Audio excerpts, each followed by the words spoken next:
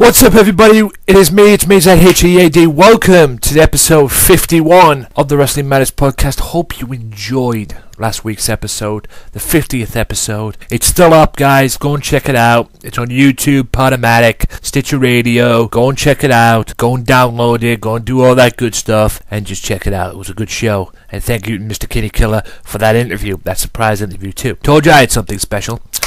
Anyway, ladies and gents, boys and girls, we will talk this week about Raw, SmackDown, NXT, Ring of Honor, and the one and only ICW. We'll save that for last because, all due respect to Ring of Honor, that's the best out of the whole five, if you ask me. Also, we'll talk WrestleMania, a little bit on WrestleMania as well, and I'll also preview what's to come on the Wrestling Matters channel YouTube page as far as my predictions go. So be sure to check that out. www.ajw Wrestling Matters, youtube.com/AJW Wrestling Matters. Be sure to check that out. More on that later on. But I want to start off this week, ladies and gents, I would say on a bit of a sour note. Something that one Vicky Earls shared on Facebook. Shout out to Vicky Earls. She's coming on the show soon, guys. Vicky Earls will be coming on the show soon, but she won't be coming alone this time. Celtic Commodity will be joining us on this show, on the Wrestling Matters podcast, very, very soon. Vicky, we need to make that happen. Anyway, a post of what Vicky Earls messaged up or shared on Facebook this week, quite frankly, made me want to puke, okay? Now, before we get to that, yes, ladies and gentlemen, I hate to do this. As a matter of fact, I don't hate to do this because this is what the show's all about. It is back. It is time for... In anybody else's hands, this is a microphone. In my hands, it's a pipe bomb. Yes, ladies and gentlemen, it is, as you heard it there quite clearly, it is time for a pipe bomb. Now, this past week, Vicky Earls put up a post on Facebook entitled WWE Cosplayers Forced to Change Clothes or Lose Raw Front Row Seats. Now, there was about 1, 2, 3, 4, 5, 6, 7, 8, 9. 9 guys, all friends, coming to a WWE Monday Night Raw event and just being themselves. Coming in, looking to have fun. They were all dressed up for the show, coming in old school wrestling characters, dressed up as wrestling characters. One was dressed up as IRS, one was dressed up as Hulk Hogan, there was one with Macho Man Randy Savage costume, Ultimate Warrior, Big Boss Man, Nikolai Volkov, Jake the Snake Roberts, Sergeant Slaughter, and I'm guessing Ric Flair. Old school 1990s, maybe mid-80s, late 80s stuff. And they all showed up for the Raw, looking to have a good time, take their seats and, raise hell and do what you're supposed to do at a show.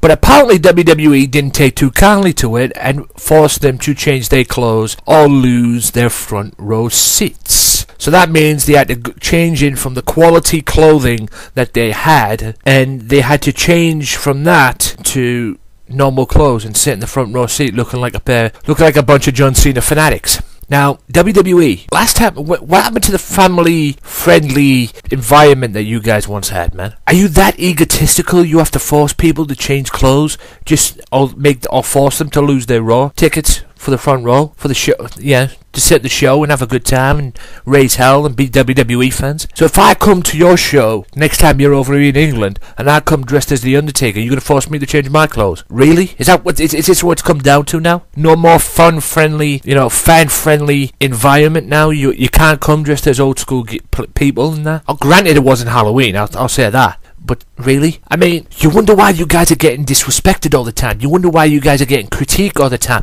You wonder why fans are boycotting things, You guys need to grow the fuck up, take your head out your asses, and let the fans come in and have a damn good time. I mean, one example for this was, I believe it was on YouTube, Vince McMahon comes out at a show and gets on the fans because he thought they were sitting on their rear ends, sitting on their hands and not jumping around and having a good time. He was forcing them to come out and have a good time. And the reason why they weren't having a good time, because they were second getting the friggin' network pulled and all that. Network scheduled to come out, they pulled the plug on it. And now it's come to this as well. A group of 9 guys, fans of the WWE, come dressed as 1990 wrestlers, late 80s, whatever, and they get told to change their clothes or lose the Raw front row seats that they had for the show. It makes me sick.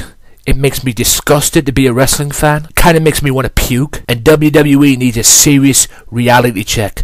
because it's shit like this that's going to make you guys lose the fans. And you keep this shit up, it's going to come down one day that you're going to do a freaking Raw show in an empty arena. You know, think about that. If it wasn't for these fans, WWE wouldn't be where it is today. And this is how you repay them? You know, they come to the show looking to have fun, dressed as their favourite wrestlers and all that from the early 90s, late 80s, and then you force them to change their clothing? I mean, what the fuck? And whoever's idea it was for this as well, whether it was Vince McMahon, Triple H, or whoever the fuck it is, I have my idea of who it might be, but I don't know. You know, you guys, whoever it is, you want shooting, seriously, because it seems the fun factor of going to a wrestling show and having a good time, it does not seem to exist in WWE. Might do in TNA, might do in Ring of Honor, it definitely does in ICW, but it doesn't seem to do that in WWE.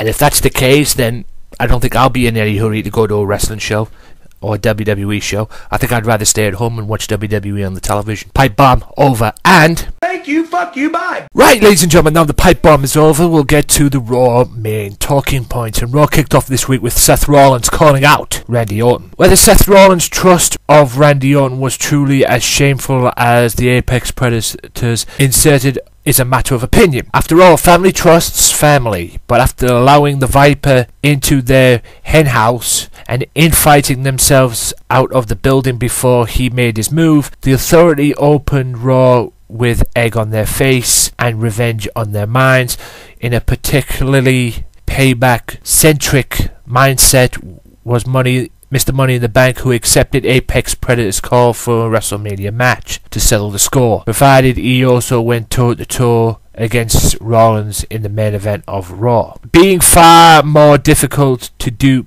than his heir apparent, Orton wasn't exactly fooled by Rollins' transparency, knowing full well he'd have to endure a 5-on-1 beatdown to punch his ticket to WrestleMania.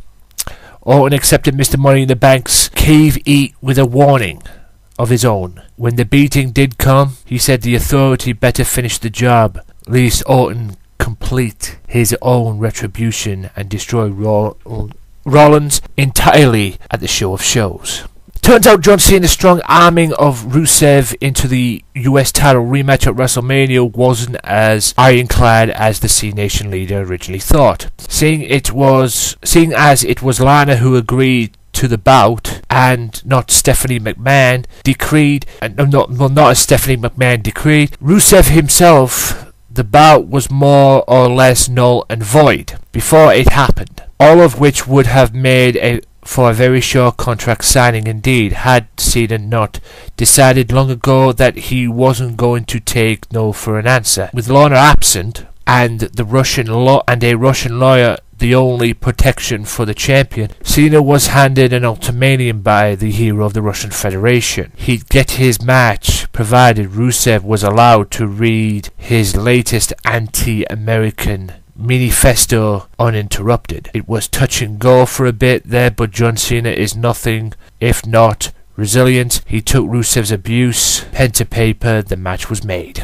Sounds to me it was a trap, if you ask me. The furious promo from Paul Heyman must have been must-see TV over the last 2 weeks. He's all but set fire to the curtain separating the WWE universe from behind-the-scenes actions of sports entertainment, with simulating hyping the WrestleMania main event between Brock Lesnar and Roman Reigns to near proportions. But the advocate of the 1 in 21 and 1 may have finally bitten off more than he could chew. His newest promo missive brought Roman Reigns out to the ring with the latest emblazed saying across his chest and the fire in his belly, as he sent a message to Lesnar that despite whatever Heyman says, he can and will dethrone the Beast Incarnate at WrestleMania. The best part is, next week, Reigns will have a chance to say it to his face, and not to Heyman. And the main event of the evening, ladies and gents, true to Randy Orton's prediction, everybody set the trap for Orton for his match with Seth Rollins to close the show on Monday Night Raw. Because despite all the arguing and the bickering backstage, it was all a trap. And Seth Rollins came down with the Authority in tow, looking to do a Nexus-like beatdown on Randy Orton. Before Orton could be sent packing to the emergency room, the lights cut out. Crow sounds And from out of nowhere, the vigilante, the icon, Sting, came to the aid of the apex predator, clubbing Kane with the baseball bat and splashing J&J security before dispatching Noble with a scorpion death drop, not a stinger drop, as Michael Cole called it, you moron. Orton followed suit with an RKO to Joey Mercury, and the Authority duly backed off from the Scorpion Snake tandem. Unfortunately, Rollins, his WrestleMania fate may already be sealed anyway. 13 days until, well, showtime. And I have to admit, I actually enjoyed Raw this past week. I actually enjoyed that bit, and for that, I will give Raw 6 out of 10, just for that segment alone. What will happen this week on Raw? Who knows? But with that being said, ladies and gentlemen, we'll take a quick break, and I'll be back after this with NXT results. So, stay tuned. Be sure to listen to the Sunday Segway Wrestling Podcast. What? Every Sunday with Kenny Killer and the Galdem Sugar Shugs. Yes! Yes! With all the news, views, and laughter that you want. They like jet airplanes. Woo! They like long limousines. Every Sunday, the Sunday Segway Wrestling Podcast on Podomatic, iTunes, and YouTube. So why don't you choke on that, slap nut? Welcome back, ladies and gentlemen, to the Wrestling Matters Podcast, and a quick shout out to Sunday Segway Wrestling Podcast. Congratulations on 2 years, guys, and here's to many, many more. Hope you enjoyed yesterday. Now, make sure you check that episode out, by the way. Now, we're going to move on, like I say, to WWE NXT. And NXT kicked off this week with, Kalisto and Tyler Breeze. Now, a feeling out process started off Breeze trying to take control but couldn't. Kalisto proving to be the quicker of the two, sending Breeze to the outside, just using his quickness and speed and all that, and Breeze claiming that he was being embarrassed. A great dropkick by Breeze gets into the fall, which I believe Kalisto dropped off the ropes, and then he just jumped right into a dropkick. Breeze begins to slow down Kalisto, grounding him on the mat, slowing the guy down, and when he slows down he can't use that quickness, like I was saying. Great offense from Kalisto. He's a quick little sucker as well, but he can do some good offense and good stuff as well. And he's also good at finding small openings as well, and he hits a 450 splash which gets into a fall. Kalisto went for his finisher, but Breeze counters it with the beauty shot, which is a spin kick, or jumping spin kick, and or spinning heel kick, that's it, that's the one I was looking for, and gets the victory. Tyler Breeze kicks off. I think his feud with Hideo Itami is over. I'm not sure, but hey, great win. And by the way, NXT was on the road this week as well, so a great win in the NXT show's first show outside the Orlando structure that they're usually in. So the NXT arena, I might as well call it. Alexa Bliss sends a message backstage to Sasha Banks, and meanwhile, Colin Cassidy took on Wesley Blake. Size difference to start off. Just, I think Wesley Blake was trying to get into a match with him, trying to use wrestling, but Colin was too strong. He was just throwing him around like a rag doll, and he was using his power to slow Blake down. Blake using quickness to take control, grounding the big man. He eventually gets an advantage and just grounds him on the mat, which is the smartest thing to do, because like Jeff Jarrett once said, they're all the same size when they're flat in the back, or they're flat on the mat, or whatever that saying was. Colin mounts a comeback using his quickness, and he had some quickness too, as well as his power. Just what brought him to the dance, basically, which was power and speed and agility, and he's very agile for a big man. Another big man who's about 7 foot tall, who's friggin' agile. God damn. Murphy came up on the apron, Carmella gets in his face, comes up on the apron, gets in his face, and the next minute Colin Cassidy comes over and just kicks Murphy right in the face. Basically, he takes his head off and Murphy goes flying, which was fucking hilarious. But Blake sees the advantage and gets the win. He rolls the big man up and gets the victory over it. The distraction helped, which was very, very an interesting thought of what's going to happen now, because I'm pretty sure next week, March 25th, that these two teams will be facing each other for the tag belts. Now, Alexa Bliss went 1-on-1 with Sasha Banks in her hometown. I think when Alexa Bliss came out, I don't think people give the crap. It didn't seem like that way. I think when the ring announcer mentioned that she was from Ohio and, you know, Ohio's own blah blah blah, I'm pretty sure that no one cared. Well, she got a little bit of reaction out of it, but I think they were more cheering for Sasha. Just my opinion on it. I might be wrong on that.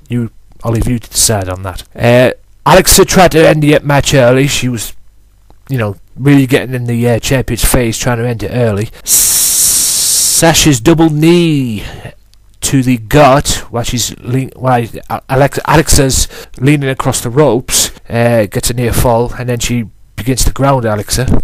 Alexa proving to be the quicker of the two.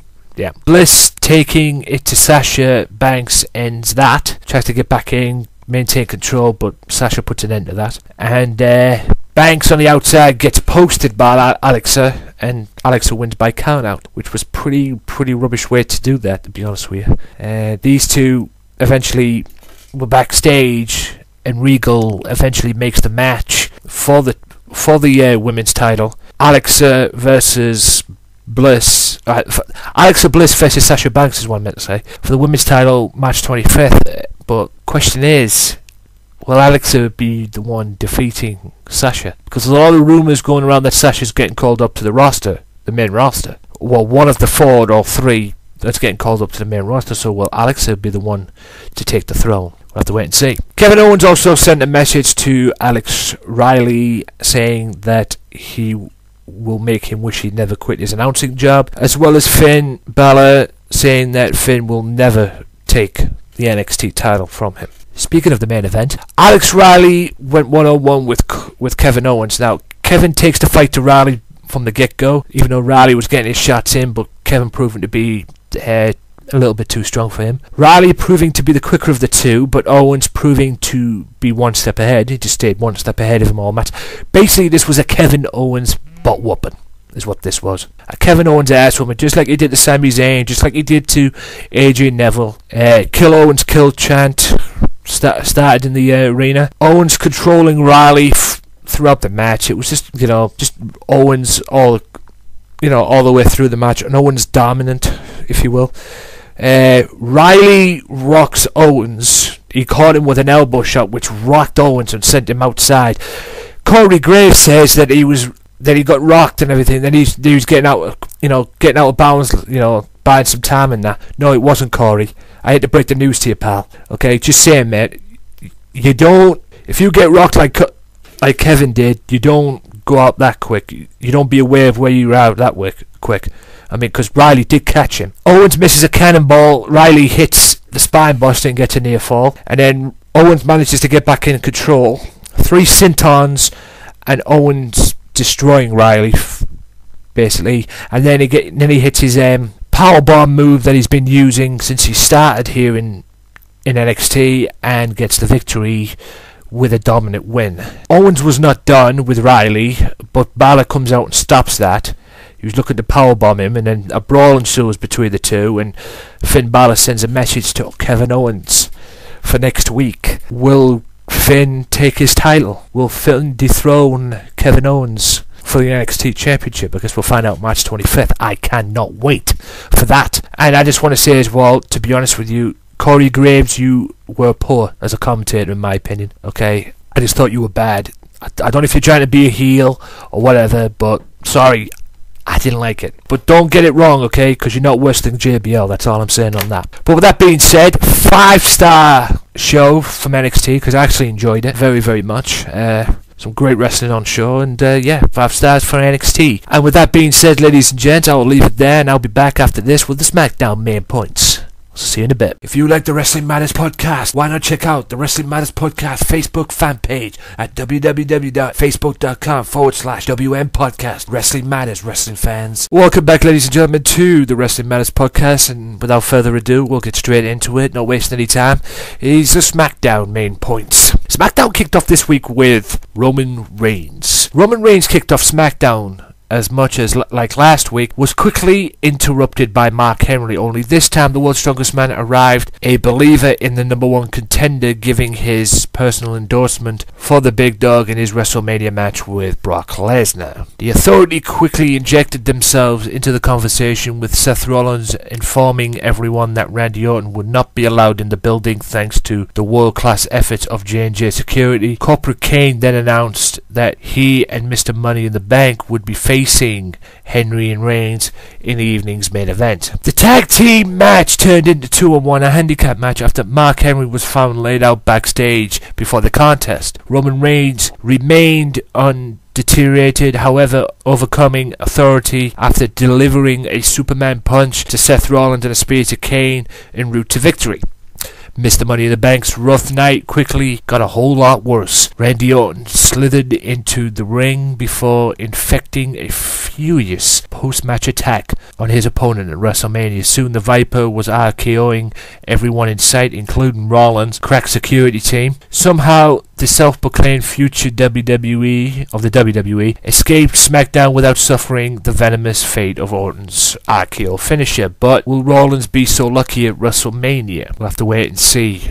Just a quick go back through as well. Cesaro, Tyson Kidd and Natalya defeated Los Matadores and El Torito. Yes, you heard me right. Tag team champions have to be stooped to something like that. Jesus Christ. Dolph Ziggler defeated Daniel Bryan in an Intercontinental title contender gauntlet match. A match that probably should have been taking place at WrestleMania, if not for this ladder match. Luke Harper defeated Dean Ambrose, and Daniel Bryan then defeated Luke Harper in a pair of Intercontinental Championship gauntlet matches, Intercontinental title contender gauntlet matches. And to kick it all off, that gauntlet match, Dean Ambrose defeated Stardust, and then he beat R-Truth as well. And along the way, Paige beat Nikki Bella to build some momentum going into their tag match at WrestleMania. So with that being said, ladies and gents, that is the end of the SmackDown main points. I will be back after this quick break with Ring of Honor, as well as ICW, as well as main talking points in the world of professional wrestling, so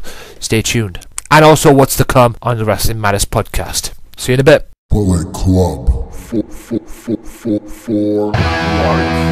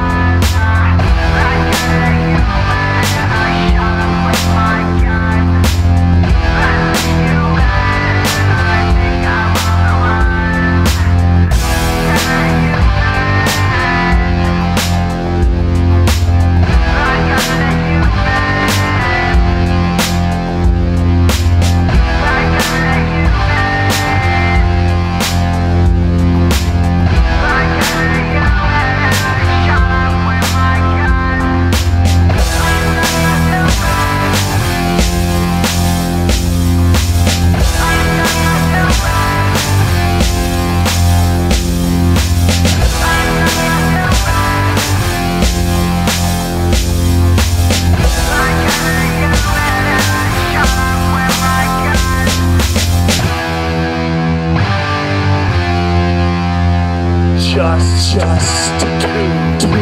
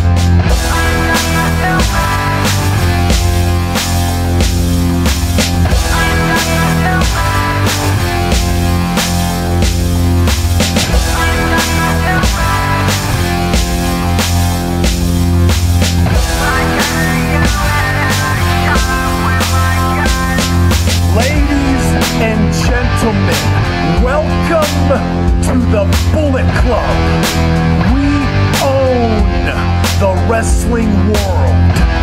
Tamatonga, Bad Luck Fale, the Young Bucks, Yujiro Takahashi, AJ Styles, Doc Gallows, the Machine Gun, Carl Anderson. Believe in the Bullet Club.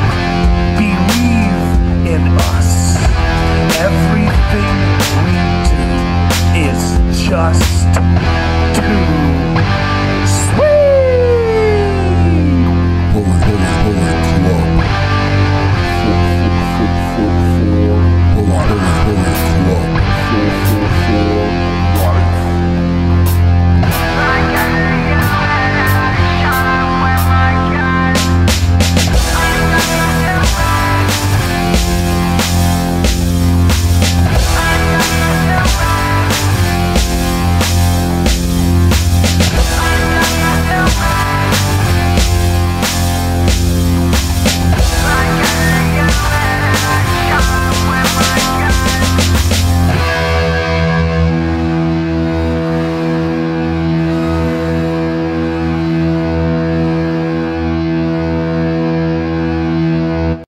Welcome back, ladies and gentlemen, to the Wrestling Matters podcast. It is now time. We'll get right into it. Wrestling time, ladies and gents, not just from NXT earlier on in the show. We're going to talk Ring of Honor. Yeah. Now, Ring of Honor was a tag team show this week, to be honest with you, because there was 2 matches on the show, and there were tag team matches, plus a segment. Now, ACH and Matt Sydal, that's Evan Bourne to WWE fans, versus The Addiction, to start off the show. And a great tag team match along the way, but it was ruined. Chain wrestling to start the match. Nice moves by Kazarian, gets a hip toss into a neck breaker combo for a near fall. Addiction show great tag team wrestling, as well as Matt showing he is very quick and proving to be too quick for the Addiction, and they are finding it hard to slow him down, the Addiction that is. ACH showing great offense and getting a near fall along the way, taking control for his team. This dude's incredible. Seriously, I'll get to that in a second. Great awareness by Kaz and Chris Daniels special. Chris Daniels special, which is a springboard moonsault to the outside kind of thing. When he gets on the apron, he does like a moonsault, that springboard moonsault onto the outside. Apparently that's been called a Chris Daniels special, as Kevin Kelly called it. Gets the Addiction back in control. A back and forth match. It was a little even for me. No one really took control, and if they did take control, it was ended within a matter of seconds. Addiction took control as it went to break. Great double team showing by the Addiction, total control. Tag team 101 by the Addiction. ACH tries to fight back, but to no avail. Addiction is really in control. ACH is in trouble. Sydal gets tagged in and mounts a fight back. With some really good offense and some good quickness as well. This guy was really, really good. It's a shame what happened with him in WWE happened, man. He could have been really good. Great double team from Addiction, gets near falls. ACH almost takes Daniel's head off with a double stomp from the top to get a near fall. He's on top of the rope.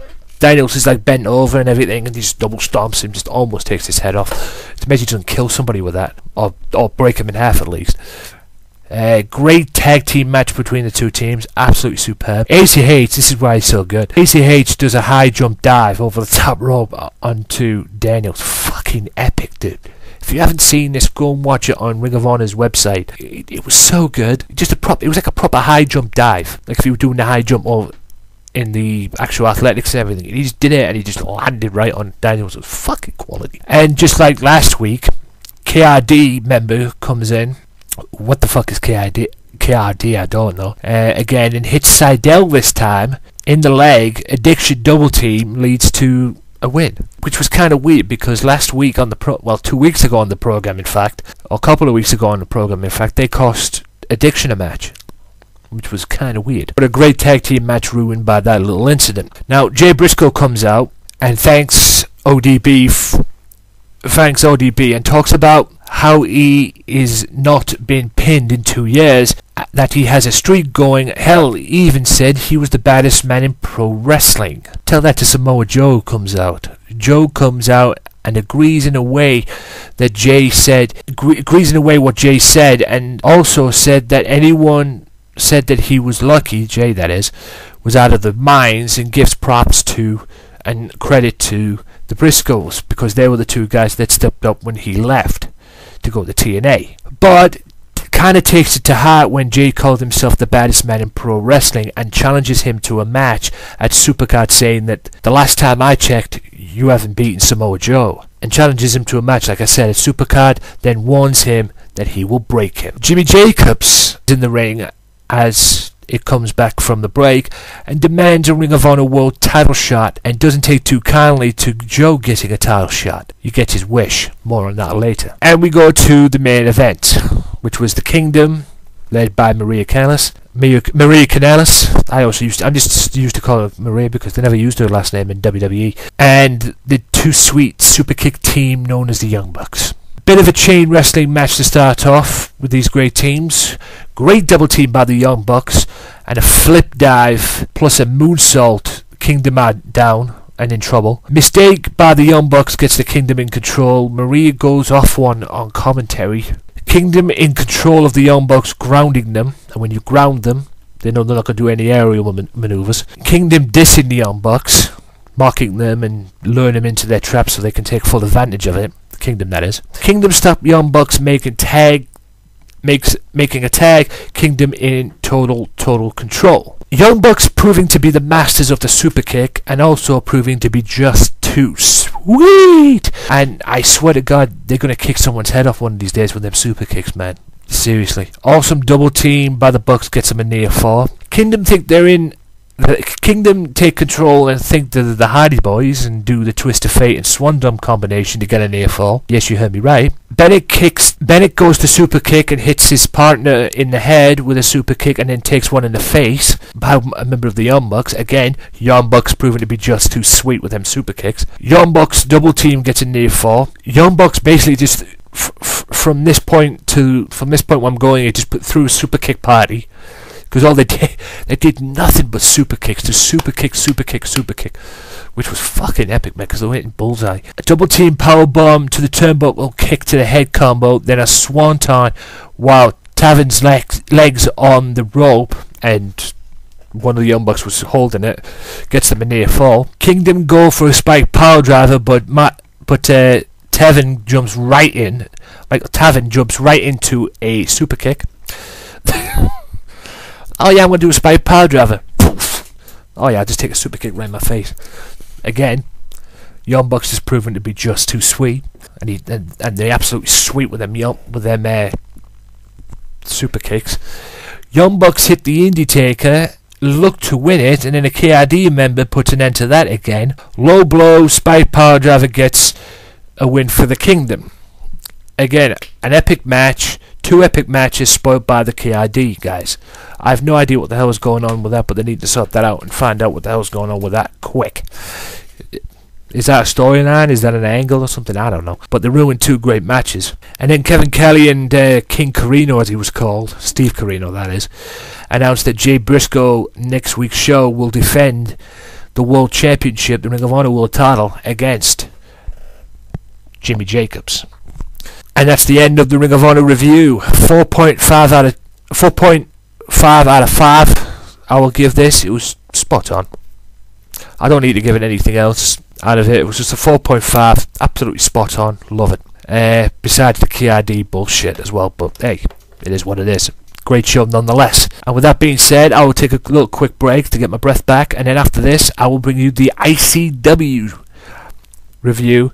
Episode 5 of the Friday Night Fight Club. See you in a bit. Be sure to listen to the Wrestling Matters podcast each and every Monday, only on Mixcloud, iTunes, Stitcher Radio, YouTube, Podomatic, and SoundCloud. Wrestling Matters, wrestling fans, we talk about Monday Night Raw, we shoot the breeze, we pipe bomb, and we tell it like it is. Tune in each and every Monday for the Wrestling Matters podcast, where wrestling matters.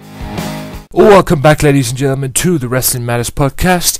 It is now time for a review on ICW's Friday Night Fight Club, episode 5 on the ICW On Demand service. Please, if you haven't, I'll keep on saying this, guys, and I know I'll probably bore you with it, but you have to see ICW On Demand. If you haven't got it, you're missing out big time. ICW started off this week with Nathan backstage staring with a stare down at the camera, and the first match this week saw Liu King Sharp against Saqib Ali.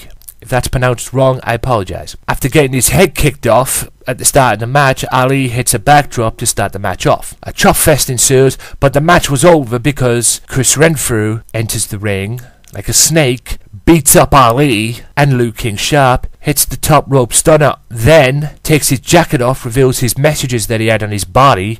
Then Dickie Davis comes out. Dickie cuts a promo and challenges him to a match at Baromania. Then Chris Renfrew grabs a security guard and threatens to slit his throat. He puts his scissors towards his throat now, which is too much.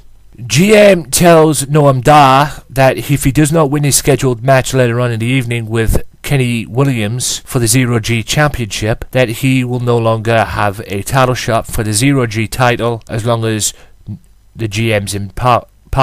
GM being Red Lightning. Next match, tag team match. The Bucky Boys faces Nathan and David the Beloved. That's who Nathan was backstage. That I talked about at the start. The wee man's little intro that he does, the little intro when he introduces the Bucky Boys, got cut off by the manager of Nathan and David the Beloved. Then the Bucky Boys just said fuck this and attacked. Davey Boy's in control for the Bucky Boys and gets a near fall. As it went to break, Stevie Boy was getting his ass kicked on the outside by David the Beloved and Nathan. The Bucky Boys proving to be too quick as Stevie tags out. Davey Boy showing great wrestling skills. He's a great wrestler, no doubt. As Bucky Boys are in control. Yes, you hear me correctly, ladies and gentlemen. The Bucky Boys hit a 3D. Yes, I did not stutter. They hit a 3D. Wee Man comes in, and on the manager of Nathan and David the Beloved, he hits a rock bottom. I guess you could probably call that a wee bottom or something. Stevie Boy comes in and goes to hit some, I think it was Nathan with the pan, or David the Beloved with the pan, one of them. That gets counted. He then delivers a kick between the legs, and they delivered 3D for the win. That's right, they won with the 3D, and the Bucky Boys get the victory. Will that deliver them a tag team title shot? We'll have to wait and see. But surely gets him back up there at least for the ICW Tag Team Champions, or are they now known as the ICW World Tag Team Champions? I don't know. Be that as it may, though. The Owen twins were backstage getting ready for the match, and fuck me. Holy shit, are these guys hot. It got my attention. I just want to say that right now. They were just stretching out, warming up for their match, and fuck, you know. In the words of Danny Dyer, they are naughty little treacles, let me tell you. Holy shit. It got my attention. They're fucking hot. Owen's twins are fucking sexy as hell. I don't mind telling you. And I think the Irish too. Meanwhile, Carmel is backstage drinking until she's interrupted by her tag team partner, and she asks what the hell Carmel is doing, and Carmel says, don't worry about it, she's ready for the match. Saqib Ali is raging that something has to change because he's been in a couple of matches right now only for them not to finish, and he's not getting a fair opportunity on TV or on the shows and everything. His match always seems to be short and always seem to end up, you know, him getting his ass kicked at some point. Carmel and Layla Rose meet the Owens twins. Layla uses her power, manhandling the Owens twins from the start. Owens twins proving to be too quick though. Carmel gets bitch slapped by one of the Owens twins. Holy moly. Carmel stops the quickness and is in control. Carmel and Layla Rose dominating but not seem to be getting on the same page. Layla using power.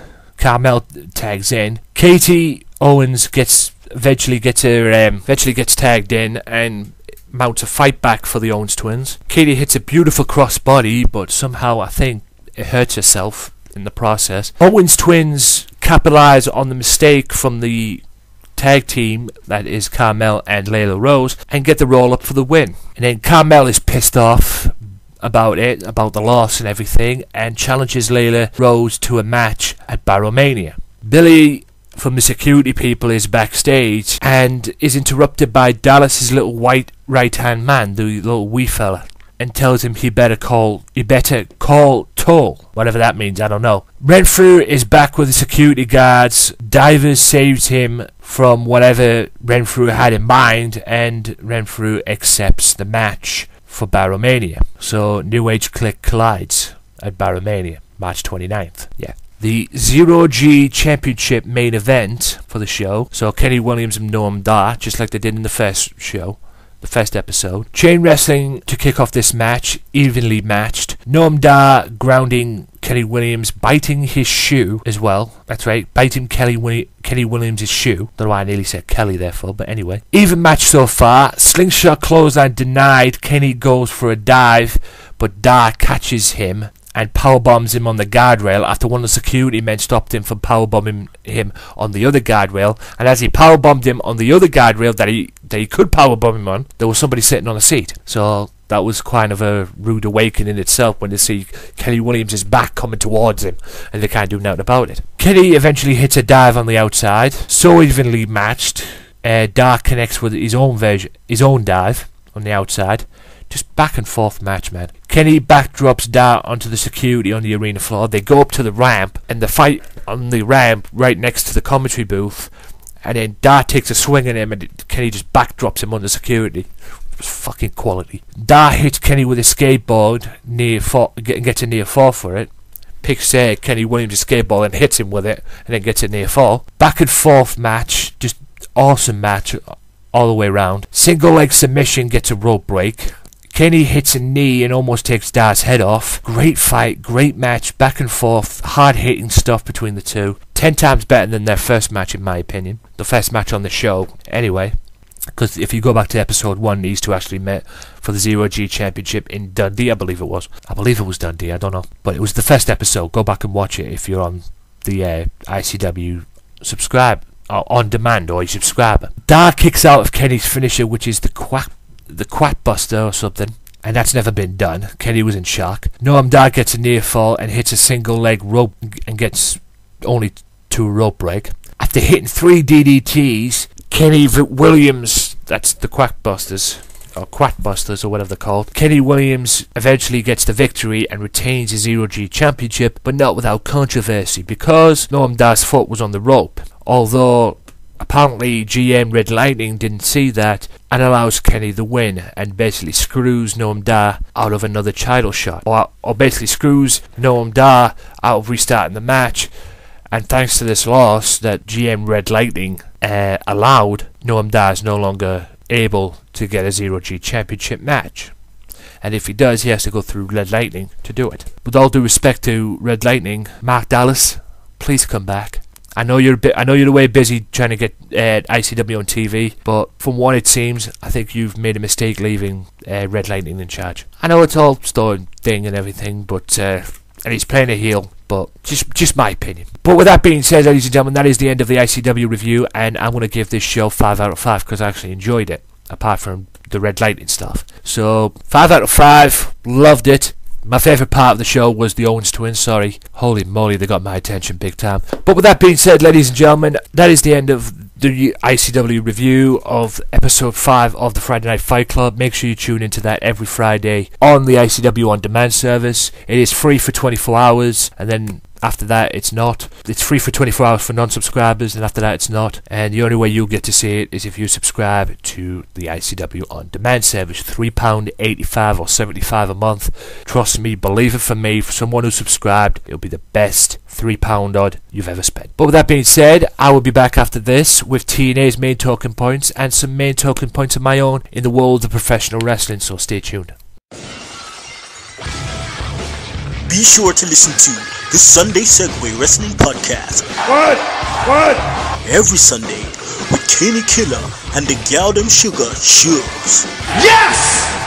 Yes! With all the news, views, and laughter that you want. They like jet airplanes. Woo! They like long limousines. Every Sunday, the Sunday Segway Wrestling Podcast on Podomatic, iTunes, and YouTube. So why don't you choke on that, slap nut? Ladies and gentlemen, welcome back to the final part of the Wrestling Matters podcast, and it's now time for TNA main talking points. The Wolves defended the newly won Tag Team Championships, TNA World Tag Team Championships in Ultimate X versus Bromains and the Revolution. The Wolves meet the Bromains, Jesse DJZ, and the Revolution, Manic and the Great Sonata. to defend their tag team titles. At the opening bell, challenging teams each single out a member of the Wolves. Davey Richards and Eddie Edwards come back quickly and clear the ring as they gain control of the match. Angelina Love distracts the Wolves, preventing a suicide dive to the outside. DJ Z rushes up from behind, but he's sent flying over the top rope into the Revolution. The Wolves make the first attempt to scale the wires and claim the titles. Jesse makes a save. Jesse and Manic send Eddie Edwards to the outside, then both teams team up against Davey Richards. Manic tries to take out Jesse and secure the win for the Revolution, but a dropkick sends Manic crashing out to the mat. The larger members of the Revolution and Bromains hoist their smaller partners onto their shoulders as they attempt to reach the titles in the center of the ring. The Wolves leap from the turnbuckles to collide with their challengers. Everyone is down in the center of the ring. The Wolves double team Manic and DJZ before they are caught with a double clothesline by Jesse. Jesse climbs the turnbuckle, but Sonata makes the save by blinding Jesse with the green mist. Eddie Edwards connects with a Hurricane Rana from the top rope. Davey Richards follows up with a double stomp. The Wolves secure the belts from the Ultimate X-Wire and retain the tag team championships. Now, during the match between Austin Aries and Low Ki, actually Austin Aries and Samoa Joe, Austin Aries beat Samoa Joe. Now, after the match, Low Ki came in looking to hit Aries with the briefcase. He missed and knocked out Samoa Joe, and then Aries knocked out Low Ki with a briefcase. Aries took his briefcase back, and as he was walking up the aisle, Spud comes out with his briefcase for the X Division Championship and cashes it in. Aries looks at him and tells him to go and get it, and Spud did, cashes it in, does his version of the underdog, which is to wrestling fans as the Dudley Dog, and gets the win and becomes X Division Champion. Samoa Joe sees this and tries to chase him out the ring. So congratulations to Spud, he is the new X Division Champion. Also, I just want to mention as well, Magnus and Mickey James give Bram a beating that they'll never forget, that Bram will never forget at least. And I just want to say this, check out the video, it's on the TNA Impact Wrestling YouTube page. Check out the powerbomb that Magnus gives Bram, the same powerbomb that almost kills him. Unbelievable. Also, I'd like to mention that Triple Threat Knockouts Championship match, Tyrone Terrell still is your Knockouts champion. She beats Gail Kim and Awesome Kong. A no disqualification match that saw James Storm versus Matt Hardy, which resulted in Abyss sliding in a cowbell into the ring, and Sonata sprays mist in the eyes of Matt Hardy. Storm connects with a cheap shot to the back of the head with the cowbell, and the last call super kick gets a 3 count. The Revolution Hardy's feud is still going on. And now for the main event, which is the World Heavyweight Championship between Kurt Angle and Bobby Lashley. The bell sounds for the first time ever. Lashley and Angle go one-on-one. Lashley powers Kurt Angle to the mat with a shoulder block. He follows up with a leg sweep, a clothesline, and a takedown. Angle able to escape a headlock and connect with the belly-to-belly suplex. Angle grounds Lashley with an ankle lock after 3 German suplexes. Lashley reaches the ropes, but upon rising to his feet, Angle sends him over the top rope with a clothesline. Angle pursues Lashley around the ring. If I said that wrong, I apologize.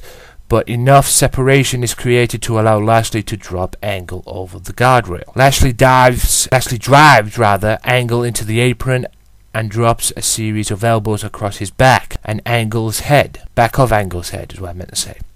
A lot of writing here, guys. Bear with me. Lashley stomps and chokes Angle in the corner before connecting with a vertical suplex. Angle battles out of the submission by Lashley, but he is powered down again with a clothesline and locked into an armbar. Lashley whips Angle into the corner. Angle explodes with a back elbow and follows up with a diving shoulder block. Lashley and Angle trade blows in the center of the ring, exchanging more. The exchange culminates with 3 more German suplexes from Angle. Angle attempts an Angle slam, but Lashley counters with a huge spinebuster. Lashley rushes across the ring hoping to connect with a spear, but Angle sidesteps and connects with 5 more German suplexes. Angle locks in the ankle lock.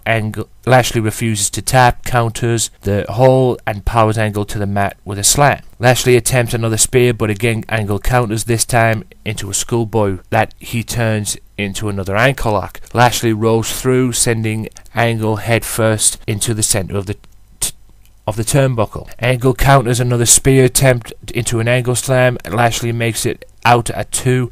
Lashley powers Angle down with another clothesline following a high back elbow. He follows up with a hanging vertical suplex and a spear. Angle just barely gets his shoulder off the mat before 3. Lashley ascends the ropes. Angle attempts to throw Lashley from the top rope, but Lashley counters, sending Angle back to the mat. Angle moves and Lashley comes up empty with a splash. Angle connects with a crossbody from the top rope. Lashley rolls through and locks in an ankle lock of his own. Angle makes it to the ropes. Lashley misses a clothesline, which allows Angle to score a second Angle slam. Lashley powers out at 2. He locks Angle into a cross arm breaker. Angle rolls towards Lashley and turns it into an ankle lock. Angle drags Lashley to the center of the ring and increases the pressure on the hold, which makes Lashley tap, and Angle becomes the new TNA World Heavyweight Champion. So congratulations to Kurt Angle. What's next for TNA? What's next for Kurt Angle? I suppose we'll have to wait and see. And that is it from the TNA main talking points. And now I just want to bring up a few quick stories, ladies and gentlemen. Considering the way Paul Heyman talked about The Rock and Brock Lesnar beating The Rock on this promo, according to NoDQ.com, there is stories going around that WrestleMania 32, Brock Lesnar will go one-on-one with The Rock. So they said that was going to happen at 30, it didn't. They said it was going to happen at 31, it hasn't. So we'll have to wait and see on that one. And just one sad note, ladies and gentlemen, due to what happened in Mexico. Is it Hydro del Perro? I have no idea what that last name is pronounced, but it's spelled Aguayo, died in Mexico during a match that involved the Rey Mysterio. The cause of the death has been revealed. He was a top lucha libre star in Mexico. It was a tag team match for Crash Promotion in the Mexico last night, in fact, which I'm guessing March 22nd. No, it was last night. The match featured Rey Mysterio and Tigre Uno and Manic. Shortly after the spark in the ring with Reyes, he was rushed to a local hospital and pronounced dead at 1 a.m. local time. He died of a stroke in the ring. He had a stroke, and the stroke was caused by spinal damage. And the medic report said he suffered a whiplash. So may he rest in peace. And just double check and see if there's any more. Nope, and I guess that's it. I just want to say this as well, guys. Check out my Wrestling Matters channel, because starting yesterday, it is WrestleMania week on the Wrestling Matters channel. And I will have all week videos going up of my predictions for WrestleMania, all the way going to Sunday, WrestleMania Day. So be sure to check that out. If you're in the Middlesbrough area, go to... And you can get to the Middlesbrough area. Friday night, March 27th, this Friday, I will be at the Town Hall watching All-Star American Wrestling, All-Action Wrestling, sorry. Make sure you check it out. If you can get there, if you see me, say hello, come over. If you have any stuff about the podcast and that, please let me know. I'll be wearing my ICW t-shirt that night, so you can't miss me. I might have a jacket on top of it anyway, but if I'm wearing an ICW t-shirt, it's relatively me. So don't be afraid to come over and say hi as well. And tune in next time. I've got some interviews lined up for you guys for the upcoming shows of the podcast. April 7th, that's right, it's a Tuesday, April 7th, episode of the podcast will go up, and it's the 1 year anniversary. That's why I've changed it. It's not going to be on Mondays for one time only. It's going to be on a Tuesday, April 7th, just to celebrate the fact that on April 7th, 2014, the Wrestling Matters podcast was born, and we are celebrating 1 year, ladies and gentlemen. 1 year of the Wrestling Matters podcast. I can't believe it. I can't believe it's come this fast. Where's this year gone? So be sure to check that out as well. That is Tuesday, April 7th. The Wrestling Matters podcast will go up. Okay, it will be up. The 1 year anniversary show will be up, and hopefully next week I will have some guests on the show. I am organising some guests to come on and talk about Raw and give their WrestleMania predictions as well. So without further ado, my name is the HD, Anthony Walker. Just tune into the podcast next week and weeks on after that, because like I said last time, we've only just begun. There's a lot of stuff coming on the podcast, a lot of stuff you do not want to miss. Till next time, peace out.